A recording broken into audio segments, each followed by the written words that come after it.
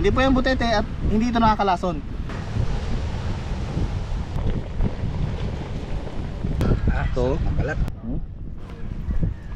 Yung linamnam mo lang kapares. Magandang araw mga kababayan. Ngayong araw tayo ay magluluto na naman. Marami nagtatanong dito mga kababayan kung ano nga ba yung karatungan. Yung tawag sa ibang lugar nito ay taguntungan mga kababayan. Ito yung parang butete pero hindi po ito butete mga kababayan. Ito yung isda na nasa labas yung tinik.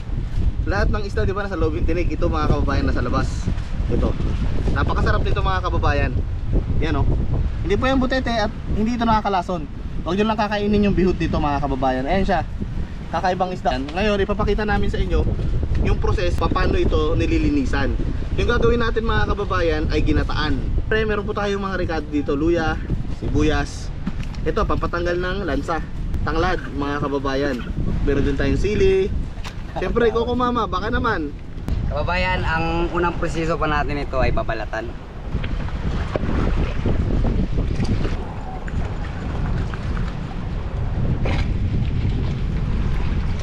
Pwede nyo bang i-comment kung ano ang tawag nyo dito? Uubara natin to kasi masarap ang balat nito. Ihalo po natin sa pagata. Pero delikado po yung tinik nito kaya papakuluan natin siya para matanggal yung mga tinik.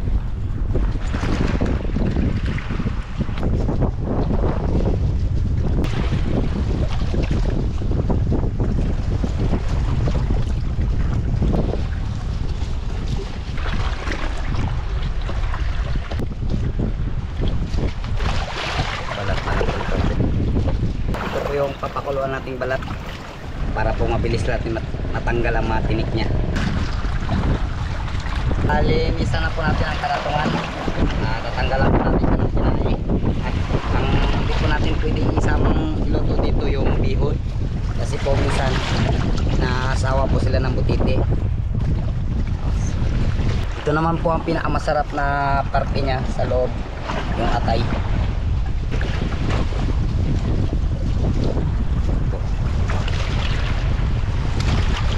Mga kababayan, ito po yung simpleng nagapatigas ng tiyan nila at nagapalubog.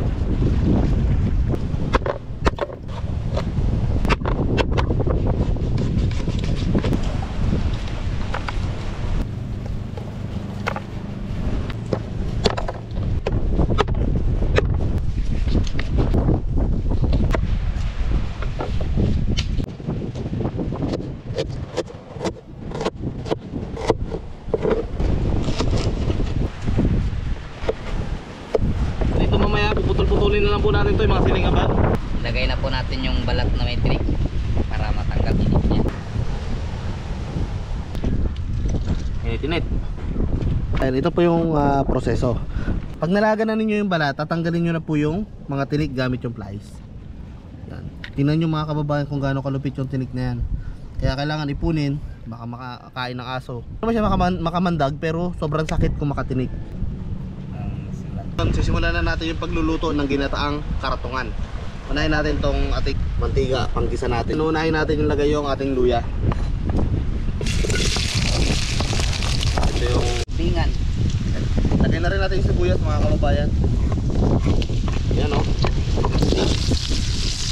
Ngayon mga kababayan, gigisahin na po natin yung atay mga kababayan. Ito sobrang sarap. Ito talaga yung pinakamasarap na parte sa karatungan mga kababayan, yung atay niya. Ngayon gigisahin natin.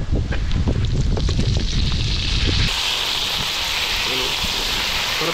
Yan. Ito yung balat. Ito naman backbone. Ito yung mga kababayan. Grabe to. Sarap to mga kababayan. Yung atay, yan o, pinagagawan to. Pero mamaya atin natin yan. Lahat mga katikin mga kababayan. Yan o, isabay na rin natin sa gisa yung mga sili natin mga kababayan, no? Tanggalan natin ang ulo para kumagat yung ahang. Kita nyo mga kababayan, talagang namungut na yung ating mga sangkap dito sa ating karatungan, you know? Napakasarap niyan mga kababayan.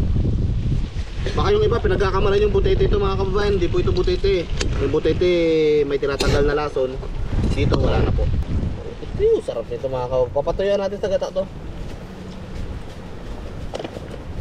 Kita nyo, Nag-ano na siya, yung mantika mga kababayan. Sarap yan. Mga kababayan, atay. Ulo. Yan talaga. Ito balat. Grabe. Oh. Yummy mga kababayan. Yummy talaga yan. Oh. Grabe. Dami. Uy, kunain na kagad natin ang paborito nating atay. Ano?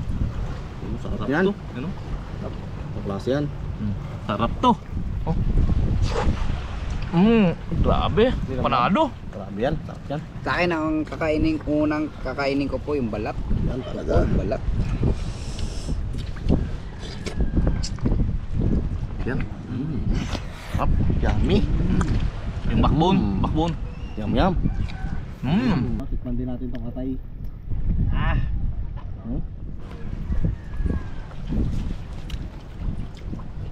Grabe talaga. Yung linamnam mo lang kapares, napakasarap mga kababayan. Ginataan. Ito, Balat. grabe yung barat mga kababayan, no?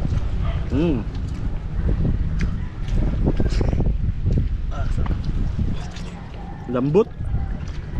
Oh, grabe ka lambot. Balat. Atay, kababayan. Be, sarap. Yum. Laman. Grabe ka solid din yung laman mga kababayan.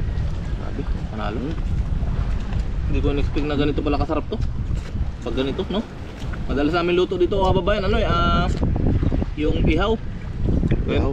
Ngayon, ano naman, yung ginataan, sarap. Mga kababayan, no, yung ulo.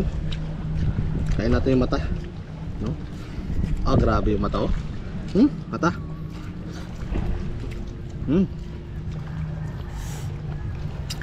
Grabe yung linamnam. Sarap.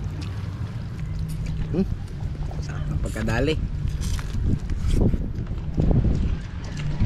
Solid, oh. Walang kaba, pagkain.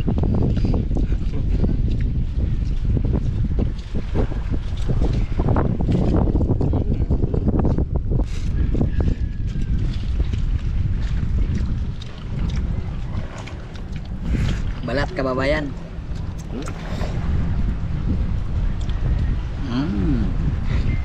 Yum. Mga kababayan, no? Sabay ko din kagat ng sili.